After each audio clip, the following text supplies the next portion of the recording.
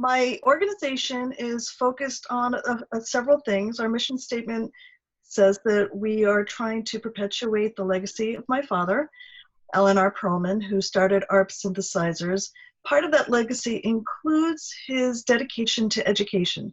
One of the first impetuses behind creating the ARP synthesizer was to create a venue for teaching people sound synthesis, analog synthesis, and we aim to perpetuate that.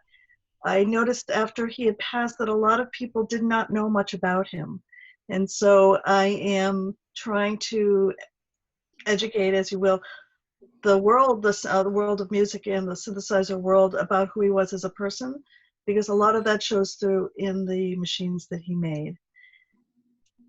We have several different projects. Of course, because of COVID, we're limited to online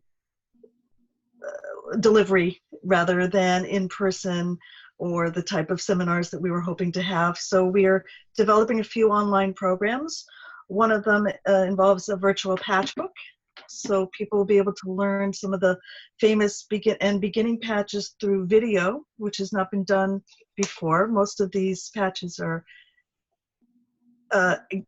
published through a patch book that's been circulating around for many years, and so they're going to be going virtual, and we're really excited about that.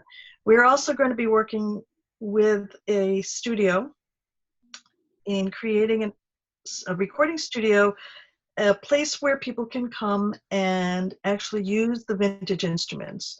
One of the things I also noticed as I started to become more aware of the modern synthesizer world is the air of exclusiveness for expensive vintage instruments. And what I'm hoping to do is make an atmosphere of inclusiveness where people can use them regardless of their income and regardless of their ability to purchase these rare beauties. So these are a few of the things that we're working on. The Bob Moog Foundation carries on the pioneering legacy of Bob Moog by inspiring people through the intersection of science, music, and innovation, essentially a mirror reflection of Bob Moog's legacy itself.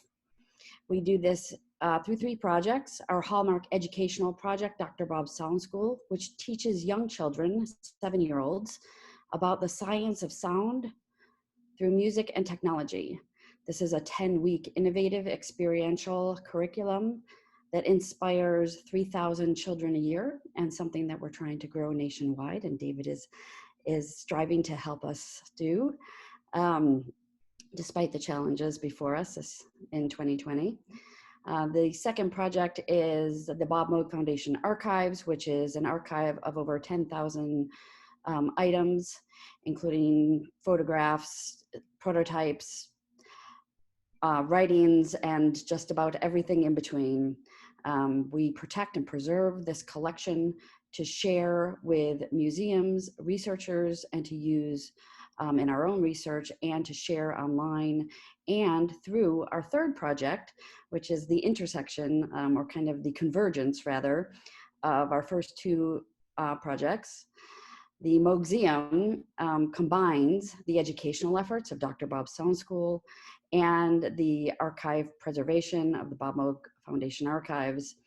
The Moog-Museum opened in May of 2019 and has welcomed almost 10,000 visitors, even with the pandemic. And it is a facility that brings Bob Moog's legacy to life, so that people can understand him better as a nuanced, complex person, and not just as an iconic inventor. But it also highlights other inventors, colleagues, and synthesizers that are in the general sphere of the Moog legacy.